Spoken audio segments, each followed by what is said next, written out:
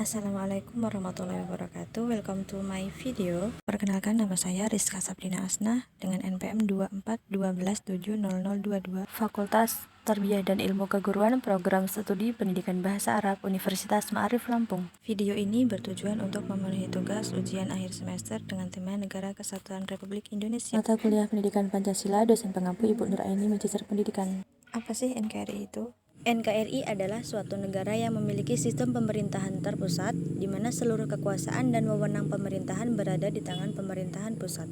Menurut salah satu ahli ilmu politik, yaitu Profesor Dr. Budi Arjo, NKRI adalah bentuk negara yang paling tepat untuk Indonesia karena mempertahankan kesatuan dan keutuhan untuk wilayah negeri ini.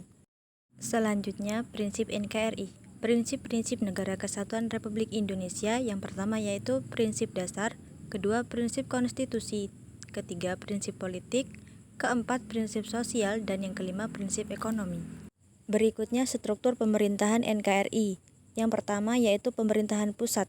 1. Presiden, kedua wakil presiden, ketiga menteri, dan yang terakhir kabinet. Yang kedua, lembaga legislatif. Yang pertama Dewan Perwakilan Rakyat yang berfungsi untuk membuat undang-undang, kedua Dewan Perwakilan Daerah untuk mewakili kepentingan daerah, dan yang ketiga yaitu Majelis Permusyawaratan Rakyat sebagai lembaga tertinggi negara. Yang ketiga, lembaga eksekutif. Yang pertama kementerian sebagai lembaga pelaksana pemerintahan. Kedua, lembaga pemerintah non-kementerian, badan-badan seperti Bappenas, BPS, dan lain-lain. Pemerintahan selanjutnya yaitu pemerintah daerah. Pertama ada gubernur sebagai kepala pemerintahan provinsi, yang kedua bupati atau wali kota sebagai kepala pemerintahan kabupaten atau kota. Yang ketiga, Dewan Perwakilan Rakyat Daerah atau DPRD sebagai lembaga legislatif daerah. Lembaga pemerintahan yang terakhir yaitu lembaga independen.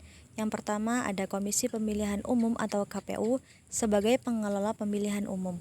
Kedua ada Komisi Penyiaran Indonesia atau KPI sebagai pengawas penyiaran. Ketiga, Badan Pusat Statistik atau BPS sebagai pengumpulan data statistik, dan yang terakhir ada Bank Indonesia sebagai pengatur kebijakan moneter.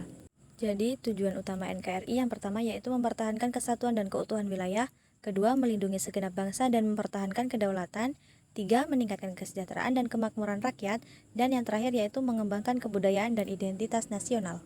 Kesimpulan, NKRI adalah suatu negara kesatuan dengan sistem pemerintahan terpusat yang bertujuan untuk mempertahankan kesatuan, melindungi bangsa, meningkatkan kesejahteraan, dan mengembangkan kebudayaan berdasarkan Pancasila dan Undang-Undang Dasar 1945.